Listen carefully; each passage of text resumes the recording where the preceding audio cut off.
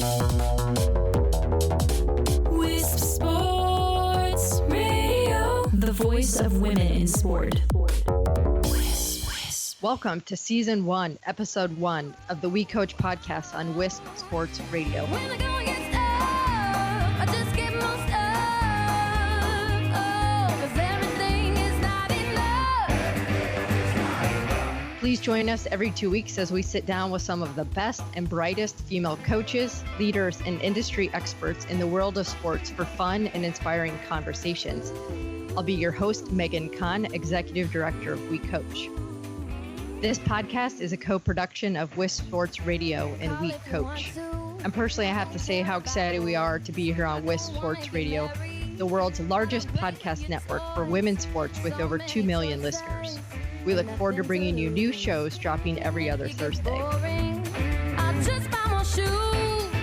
Prior to introducing our very special guest today, Sue Enquist, I want to take a minute to share with you more about WeCOACH. WeCOACH has become the premier nonprofit dedicated to recruiting, advancing, and retaining women in the coaching profession. In 2011, when the organization was founded as the Alliance of Women Coaches, we've experienced unbelievable growth and transformation in 6 to 7 short years. This past summer, the organization was primed to take a pivotal step forward and underwent a complete rebrand to WeCOACH. The new name, logo, and colors not only are brilliant and visually represent us, it includes our diverse community of women coaches and will allow us to broaden our reach and impact across sports and levels. Only 41% of women's college teams are coached by women. That means that 6 in 10 teams are still coached by men. The numbers are even more abysmal at the professional and youth level, which means we have a lot of work to do. Women coaches should be celebrated and given equal opportunities to stay and advance in the profession. You'll hear plenty more about that as future episodes. Now, let's get on to what you really want to listen to. We're going to aim for the fences with this first episode as we talk with the uber-talented coach, dynamic speaker, and impassioned leadership expert, Sue Enquist. We'll be discussing some of the changes she's witnessing in the coaching profession, how she's leaning in to provide education and support, and what's next for one softball and the profession as a whole. Her bio looks like a who's who list of unprecedented accomplishments. Sue holds more national championships than anyone in the history of softball.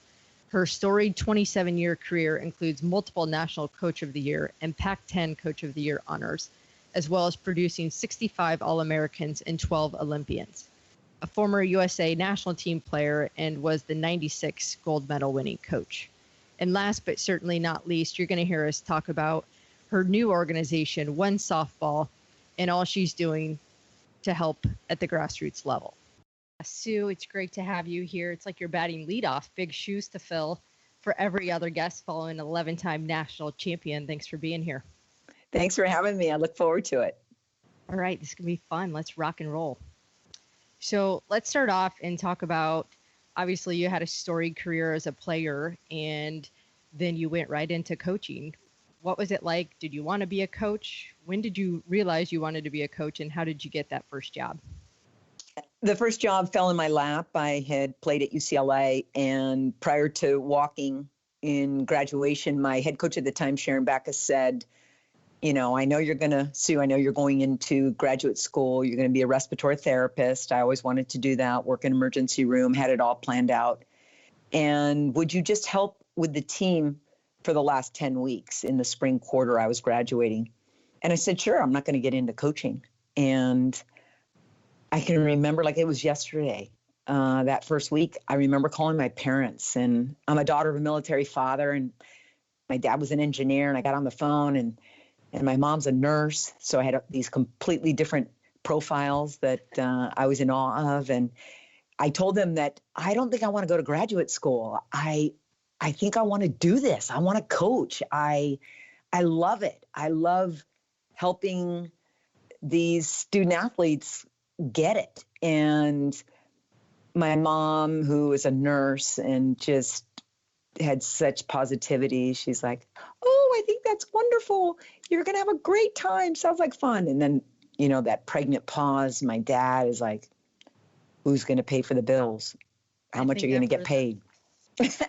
So, long story short, it fell in my lap. I never left. I tell people all the time I was so fortunate to have a career from the game. And so don't ask me anything about job interviews because I've never had one.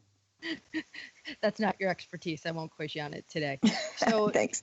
You talk about remembering it just like yesterday. What was it like in that first season? You just come out of your playing shoes and into your coaching hat, and the student athletes were your teammates a year before. What was that like? Well, it was a little tricky at first because there's not a manual, certainly there wasn't at the time, about how you navigate the gray area. So I also played rugby. So, to our listeners, we know what that world's all about. I mean, it's like the fun zone and a game breaks out. So now I've got my social life, I've got my academic life, I've got my personal friends, and now I'm going to be your leader in a way. And it's because of my head coach, Sharon Backus, just said, Sue, don't make it complicated. Be a good person on and off the field. Don't take advantage of the gray area. No, you can't party on Friday night anymore. And yet you can still be their confidant and you can still be a good listener. And so Monday through Friday, I just wanted to be there when they had questions. I knew I never wanted to be a know-it-all. I wanted to just help them who a year previous were my teammates and people I socialized with.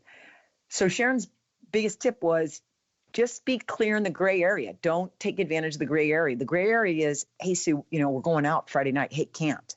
Just be real clear. Can't do it. I'm now coaching. I think that's what's hard for young coaches is you think you can kind of navigate both. And it's just so clean and simple to just say, hey, you guys, I can't. And so started to create my own inner circle of younger coaches and had my social network with them, separated from the kids. And it worked out really well. But Sharon Backus was a great leader in giving me complete autonomy Monday through Friday to work with the hitters and the outfielders, but also guided me on those navigating the social piece, which is hard when you're a new coach and your teammates are now your student athletes. Yeah, and you just alluded to it well, is that we're seeing that a lot with the young coaches, is that they're having a tough time putting in those boundaries. And I think that's why some of them are struggling. Sure. You teed up my next question perfectly because you talked about Coach Backus being a great leader. How would you define a great leader? Because I think you're one of the best in the entire world of sports. Well, first of all, thanks for the compliment. I just was surrounded by great leaders my entire life, and Sharon was just another one of them. I think what separated Sharon at a point in time, to give our listeners context, she came to a program that was it just completed its first year of intercollegiate status. We were the doormat. Everybody wanted to play UCLA softball back in the mid-'70s because we were just an easy W. We had no uniforms. We wore the men's track team practice T-shirts. And she came in and she said, we may not have the schedule. We don't have the equipment. We don't have the uniforms, but we're going to have an effort and we're going to have an attitude that's unmatched. I'll walk us through that every day. And I'll never forget the first time she said it. The greatest compliment I'm going to give you is a high standard. And she was simple. She was clear. She was unwavering on her consistency, win, lose, draw. And you gravitate to people that are clear in their messaging every day. They're clear in their drill work every day. And win, lose, draw, they don't change. And I just tried to take that blueprint, put my handprint on it. I certainly wasn't as good at it as Sharon was early in her career. So what she did is she created a blueprint that was easy to understand, and she was a hornet about holding people accountable to the blueprint, even if it meant we would lose games because people would sit because our effort wasn't there, or we pushed the boundaries of the rules. And I really took her core principles and tried to sustain that throughout my career as a head coach. Yeah, that's awesome. Because, I really wanted to talk with you about, as you evolved and went from co-head coach and then took over the reins of the program, did those non-negotiables stay the same? Did you evolve and adjust them? Yeah, the non-negotiables never changed. So for my entire 27 years, our non-negotiables were the same because those were timeless. How I communicated them early in my career, I was a complete cluster. When I took over the program, I forgot how Sharon did it my freshman year as a student athlete. And so I took over the program and I ended up being that typical new head coach that hit everybody over the head with my leadership and put undue pressure on myself. And I believe those student athletes in those first couple of years internally were like, whoa, she's sucking the life out of us. And externally, the community would not know because we continued to win. Mm-hmm. But it's important to pull the curtain back and talk about the things I wished my younger self knew. I would have told my younger self, well, first of all, I would have reprimanded my younger self and told my younger self to get on the line and do up downs, because how you communicate your blueprint is equally important as the quality of the blueprint. Mm-hmm. Very much so. So what else would you have told your younger self? I would have said, listen to them so you can take inventory on where their emotional well is as a group. Mm-hmm. And I did not do that. And because I wasn't a good listener, I had the pedal down to the floor the entire time. We know no one, that's not fair. So the first thing I would have said is listen more. That's not a sign of weakness. And then the second thing I would have told myself was, remember, there are days that you have to protect the kids from yourself. Mm-hmm. That no one is thinking about the game as much as you are, so protect them. That softball is just one part of their day, and it needs to be the fun zone, and hard work breaks out. And I did it the opposite. It was super hard work, and maybe we squeaked out a couple jokes. And so those would be the two core things. Listen and make sure that you understand your responsibility is to make this the funnest part of their day. Mm-hmm. So I'm always indebted to those first couple of years of kids that had to plow through that. Yeah. And I know we've talked about it in the past, and I've heard you speak on it, is by the time you get a kid who's a freshman in college, they maybe have 4 years left in their career. So you're really getting them at the end of their career, and how these kids are coming in with just unbelievable pressure, and how much that's changed over the last years, especially last few years with social media and the pressure and trying to make it's a game, right? It's supposed to be fun. Yes, there's high stakes involved. But. Yeah, there's no doubt. And it doesn't matter if you're UCLA or you're a Division III and NAIA or JUCO. Those are the best of the best that made it to collegiate competition. And I encourage coaches to have a philosophy that is, congratulations, you made it. We get to celebrate the next 2 years if it's a JUCO, or the next 4 years if you're college. And it's my responsibility to be your engineer of belief of what you can become as we finish out your career. Versus, I hear a lot of coaches talking about, you're going to earn my trust, and you're coming into my program and you're going to earn my trust. I'm like, really? Wow. They've killed it. They've been awesome. They're getting good grades. Don't they already get a pat on the back that I'm going to trust you until you give me reason not to? Now, you give me reason not to, your life is miserable at UCLA softball. So I think that's an important shift, because today in 2018, the student athlete is somewhat more fragile, not because they're different. It's because the adults changed and society changed around the young student athlete. Mm-hmm. So we got to remember the mindset that we must take responsibility for creating a more fragile athlete. And so, as Coach Wooden used to always say, it's our job to create the conditions for emotional safety. I mean, he said this back in the 70s. Yeah. So if I can create the conditions for you to feel safe, to go for it, to fail, and know I love you as a person always, win, lose, draw, that part of your day is going to be really fun. Mm-hmm. And I want to get to mental health here in a minute, but I want to stay on coaching for just a second. What surprised you when you took over that head coachy role? I mean, you'd obviously grown up in the program and moved 6 inches over. What surprised you? I was so surprised that I got to see all 15 players at once. And I couldn't believe there were people that were cutting corners. And I couldn't believe there were people that really weren't into it, because now I had more of a global view. And I couldn't believe that I was passing a moral judgment on their love of the game. Yeah. Yep. And you can't do that as a coach. You cannot pass a moral judgment on someone that doesn't love it as much as you do.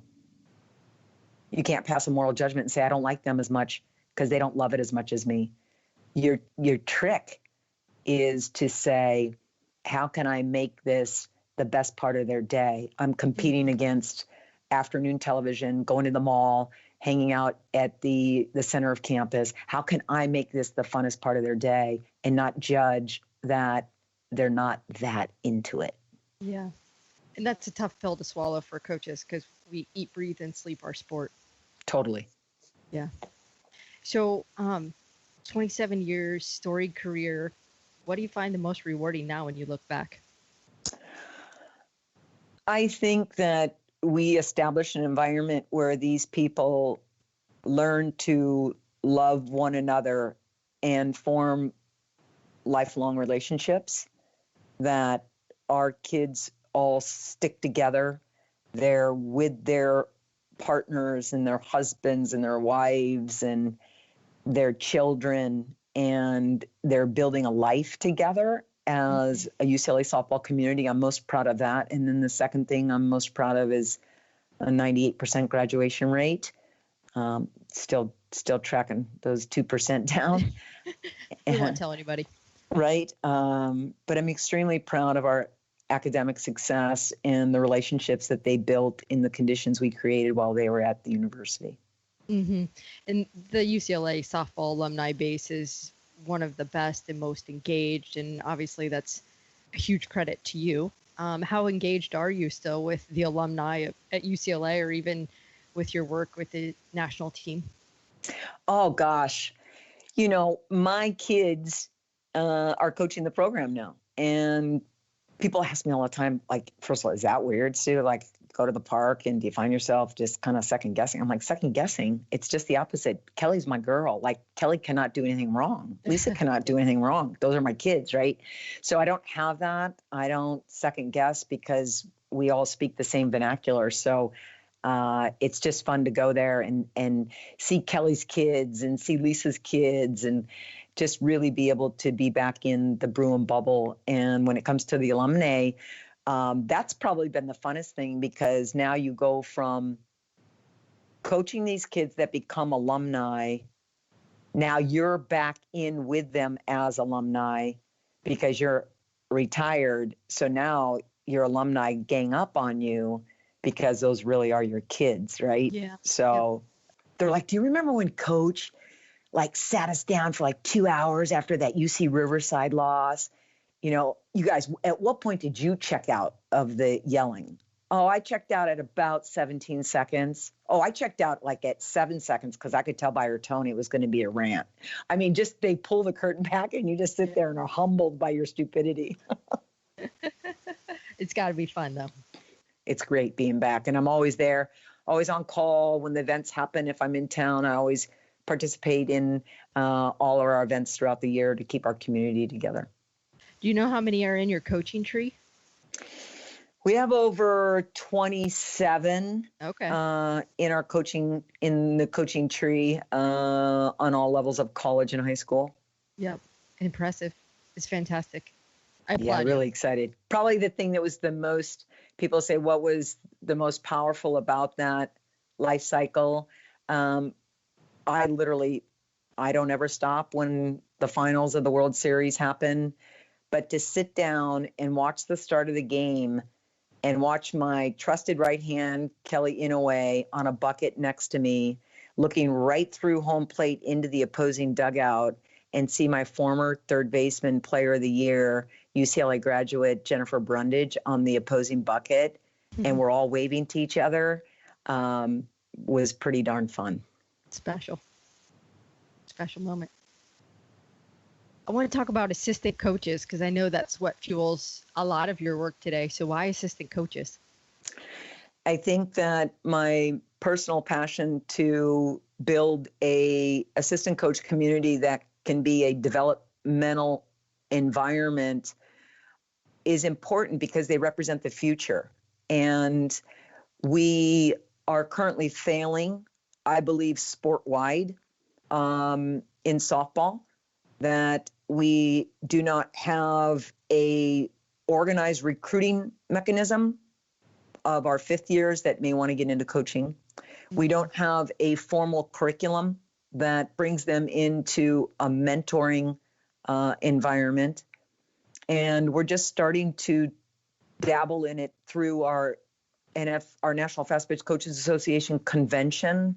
But I'm very outspoken in this area of how frustrated I am that a student athlete in college today doesn't know that when she becomes a fifth year, there's a series of steps she can go through for free to dip into it, see if she wants to be part of it, be connected to a mentoring society, and then a deeper dive to a set of curriculum and access to resources. So I'm focusing a lot of energy on that in the next 18 months to make sure that when I leave this sport, that it's a place where our sport is identifying, developing, and sustaining that assistant coach group because they're the future.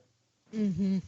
Very much so. And I share your pain in that. And it means we have a lot of work to do, and that's a great thing. So you've watched the evolution of our organization from, I'm going to say, the beginning of time in 2011 when the Alliance was first founded. You've obviously spoken at a number of our events, a number of our NCAA Women Coaches Academies, and been one of our largest and loudest cheerleaders. So for that, let me first of all say thank you. I appreciate what you're doing. It is, in my opinion, one of the most professional, cutting edge, relevant to our coaches. And so I cheer you from the first row on. Well, thank you. And I say we collectively here because we're all working in the same sandbox. How do we better touch these female coaches and keep them in the game? Well, I'm gonna say this over and over to everybody I speak to. Before we even talk about who can influence them, before we even talk about the programming for them, everyone needs to come together and say, where are they looking? Where are they reading? Where are they ingesting information? And it's mobile. The next thing is, how are they ingesting content? Memo to the world. If you are a 23-year-old fifth year softball coach, you are not going to a website and downloading a 40-page e-booklet or sitting down and watching a 20-minute video. So, one, where are they? Two, how do we build programming that is built for the swipe and go generation without passing judgment? Mm-hmm. And people are like, Sue, you can't learn coaching 20 seconds at a time. I'm like, oh, yes, you can. And we better learn to adjust and adapt to the way they're bringing in information. So then once we capture them, we can then do a deeper dive in a more traditional way of ingesting information to become a better leader and a better coach. Mm-hmm. Mm-hmm. Well, this is a perfect segue because I want to make sure we leave enough time to talk about your new baby, One Softball. I know Yes. you and I have had conversations about it, and that was a little bit of an allusion there to what you're doing and the great work you're doing in the mobile space. So share with our listeners about One Softball. One Softball was a passion project for me that I started over 10 years ago.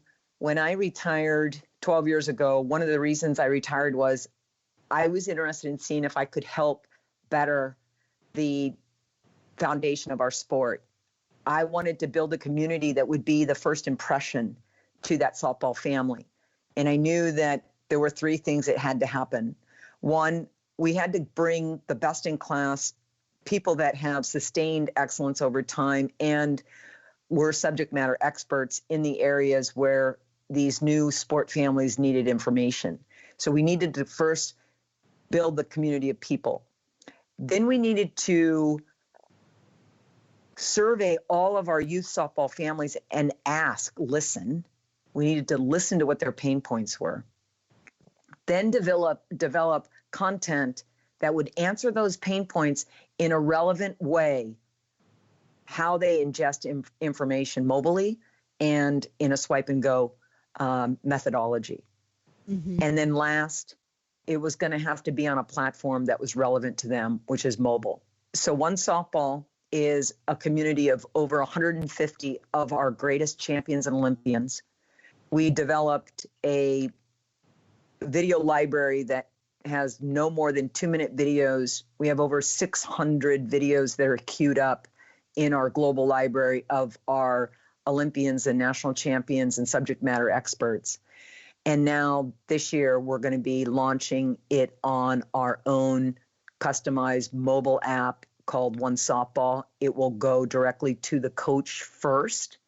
In other words, the coach, it's a enterprise app. The coach purchases the app and disseminates the subscription pricing model down to their families. And so I've modestly priced it at $1.67 a month per family. And we will have preloaded over 200 of our free videos. But more importantly, it provides the coach an organizational tool, a communication tool, training and technology, and health and wellness content will already be in the app, which will allow them to create prepackaged assignments with a line of sight to who's reading and listening to the videos on a weekly report. So I'm really proud that the product is now there. The vision's come to life. And our goal is to have the One Softball app in every single coach's hands so they can become more organized regarding training and education, communication, and health and wellness.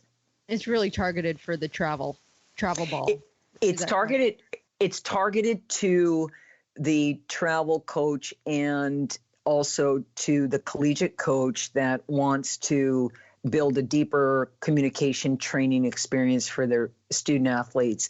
We personally at One Softball are going after the travel coach because we believe they need it the most. And we believe that that community who serves the families has the biggest challenge. Many of our college coaches are professionals in the space. They've got some of their own tools.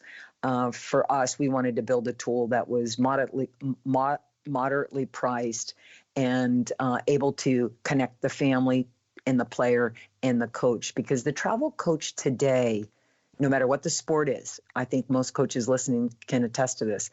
We now want the travel coach. Remember, the travel coach is the poor mom and dad that raised their hand and said, I'll hit ground balls. Now they're required to be the recruiting czar, the technical expert, the medical doctor, the best friend, the health and wellness subject matter expert. And none of this are they prepared to take on, let alone collect and disseminate to their softball families. Yep. Certainly no national standards for what you just described. Yeah, embarrassingly in our sport, we have no standards of any type. So I know our coaches out there that are in soccer or volleyball, even basketball, they have some sort of standards, whether it be code behavior standards, whether it be performance metrics. We have zero. And so One Softball is going to try to take that on. We're going to try to take it on by just saying, these are best practices for game day. So we built a one-sheet document for game day behavior for parents, players, and coaches. They're different, but they have a theme tied through them. And then we created a Parents of Performing Children game day assessment. I believe parents turn into crazy parents because there are no standards. So we know that standards can be established if we measure things. Society only values what's measured. We never measure the parents. So no one really values the behavior to develop, and we only talk about it when they fall off the rails.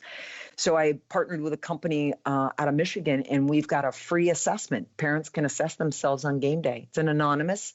You get your own little anonymous report. So our POPSI index is going to come out in 2019. Parents of Performing Children Index. Where do you fall on the spectrum?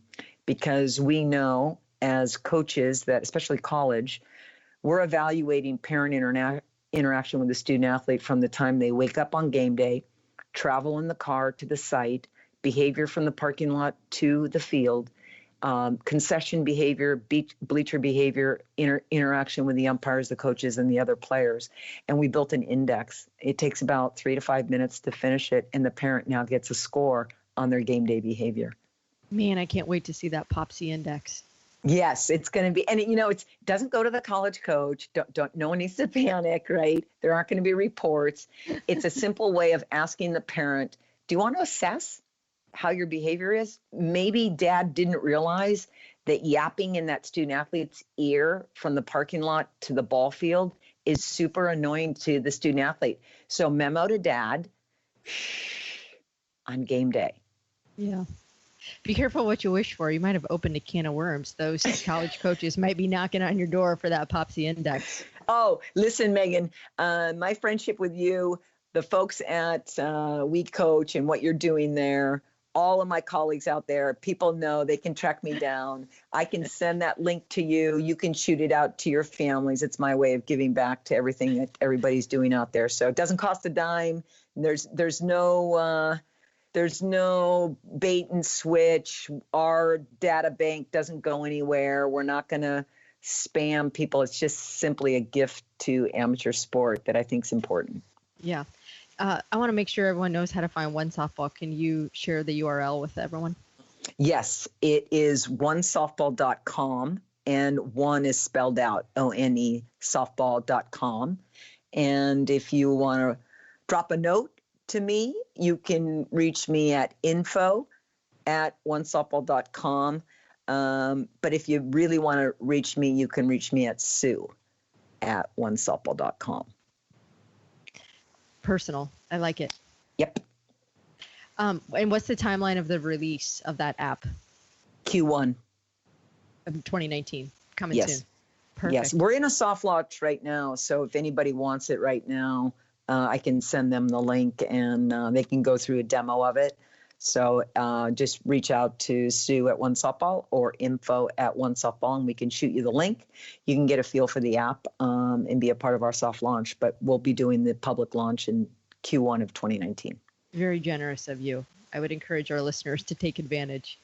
Nice. So today, when we're recording this, is actually World Mental Health Day.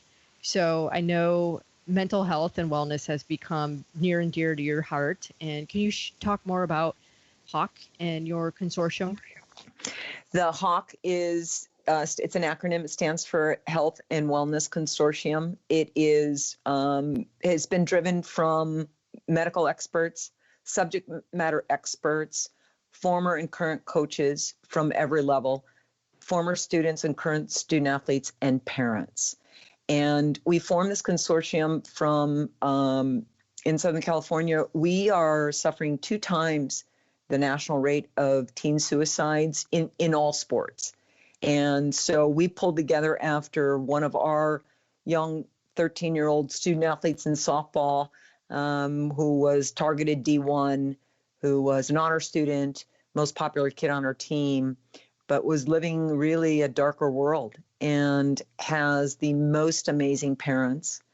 Went through her park on her Stingray, down through the wooded brush, and hung herself. And that rocked our softball community, and all of our influencers have pulled together to build this consortium.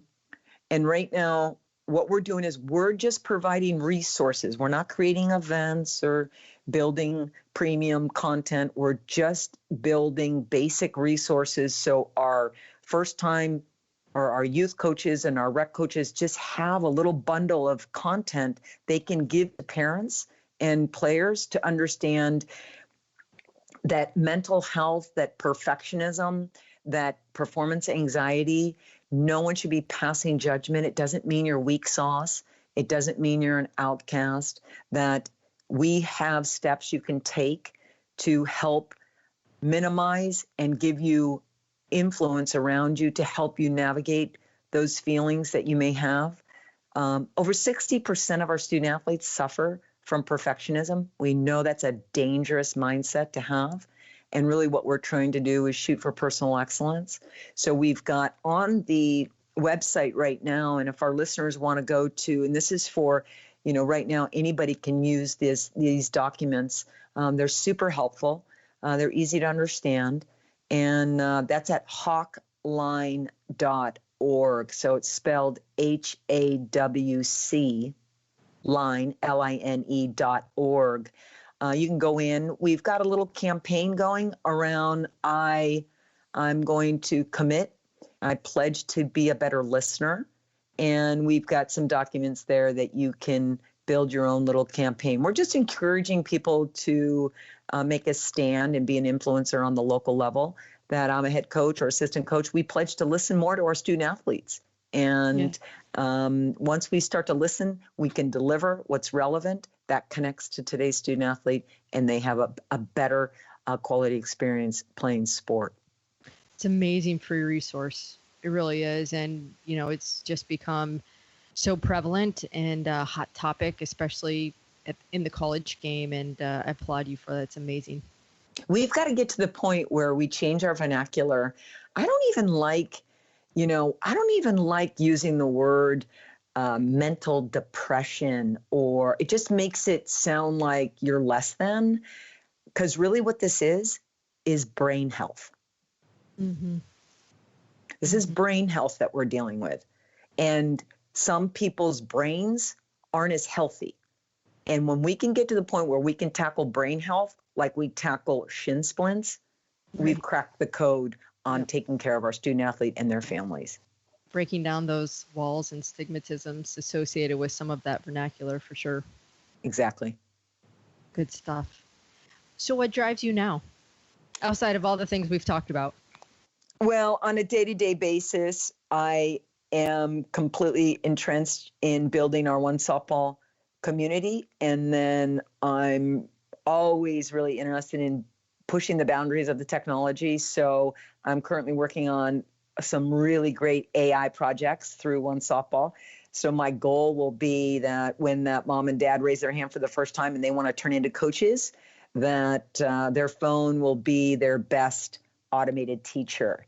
And that content will be coming directly from the best in class, not to mention the technology where we can measure and break down the swing. So I'm spending a lot of time doing that. And then just doing my corporate and educational speaking to parents, players, coaches, administrators, head and assistant coaches, staff, and student athletes in college. So it keeps me pretty busy. I'm fortunate to be my own boss. So I'm in the water every day before the day starts, and just really feel grateful every day to serve our sport and give back to our sport that's given me so much. You beat me to the punch if for anyone that picked up that water comment. So surfer, myth or legend? Oh, definitely. I am not a myth. I don't know about a legend, but I can hold my own. I turned pro when I was in my early 20s. I was going to be a pro surfer before I decided to be a respiratory therapist, before I realized I was meant to be a coach. So I'm in the water every day. I've got 11 boards in my quiver. So anybody out there that's small, medium, large, I got you covered. On a day-to-day basis, I'm driving a 6-1 rounded pin. So I know I've lost our listeners with my vernacular, but I love it. I absolutely love it. What I love about surfing is the ocean doesn't care how high you are on the food chain of corporate America. So you're surfing right next to construction workers and garbage collectors and teachers and lawyers and firemen. And I just absolutely love it. There's a love for the ocean. They don't care if you're male or female. I've been really fortunate to have a family in the water that just really sets my trajectory every day. Yeah. I guess everyone puts on their wetsuit the same way, right? Exactly. Unless you don't know how to do it. And sometimes I catch my friends zipping up in the front, and remember, it zips in the back. That's a good tip for any first timers out there. So I want to talk about your mom quickly. So for anyone close to you or anyone that even follows you on social media, we certainly would feel like we know a little piece of your mom, and we know how influential she was and has been in your life. So what's the biggest lesson that you carry forward now? Well, I think two things was from a very early age, my mom, what I call, used the drip method of leading her children, that she wasn't a big lecturer. She was more about lead by example and drip little nuggets all throughout my life. And she had a love for the curiosity of people, and she dripped that curiosity. So my first driving behavior is, I want to be more curious about you. You come from a different part of society, you have different beliefs, and curiosity, the great thing about curiosity, it doesn't pass judgment. And so I learned through my mom to be curious, because it supersedes how you profile people and how you prejudge. And the second thing was, after my father passed away, I knew my mom and my dad were high school sweethearts. My mom had never spent a night alone in the house. And I was single at the time. I said, you know what? Forget it. Mom, you're never going to sleep alone. My dad passed away on July 18th. I moved in that night and took care of my mom the last 10 years of her life. And the second thing I learned, and when it first happened, the first night, we spent the night together, and she comes out, we're going to have our coffee, and she comes out and she's like, good morning. She goes, I get another one. And I'm like, get another what? She's like, I get another day. And I'm like, oh, Mom, you're so cute. That's so cute. You know, she's in her 80s. Yep. Every single day, the first thing she'd say, I got another one. So I'm laughing. And now 10 years later, imagine what the first words I say when I wake up. I get another one. So whether you're 20 listening, 40, 60, 80, I think it's a great way when your toes hit that cold floor, just first say, hey, I get another one. It really sets your trajectory on the day in a positive way. Yeah. Talk about living in the moment. Exactly. That's awesome.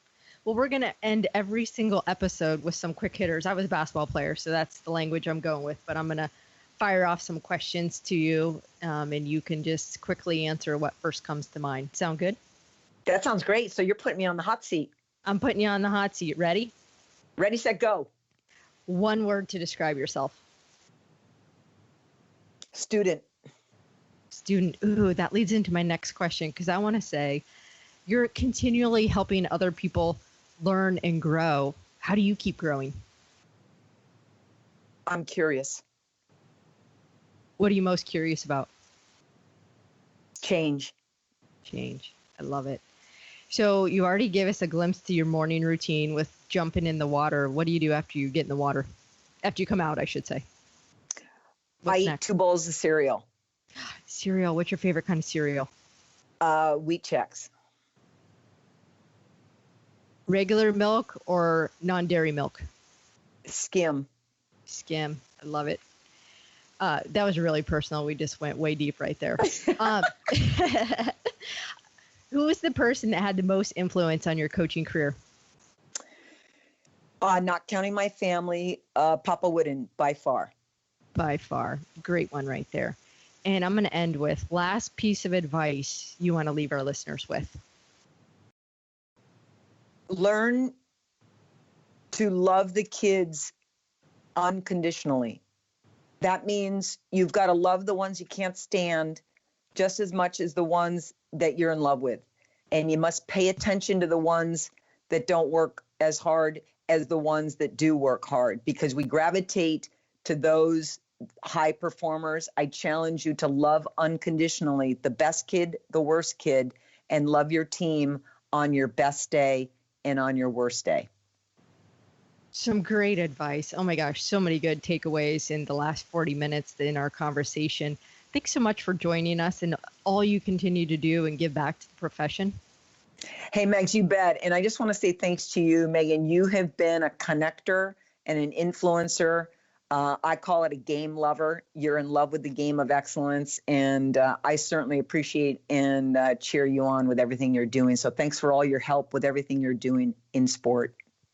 I appreciate that. Thanks so much. You bet. Conversations from the world of women's sports. This is Wisp Sports Radio. Thanks for listening to the first ever WeCOACH podcast. Every 2 weeks, we'll sit down with female coaches, experts, and industry leaders in the world of sports. Our podcast will feature dynamic conversations, explore coaching insights, gender equity, and share stories of courage and resilience to empower you on your coaching journey.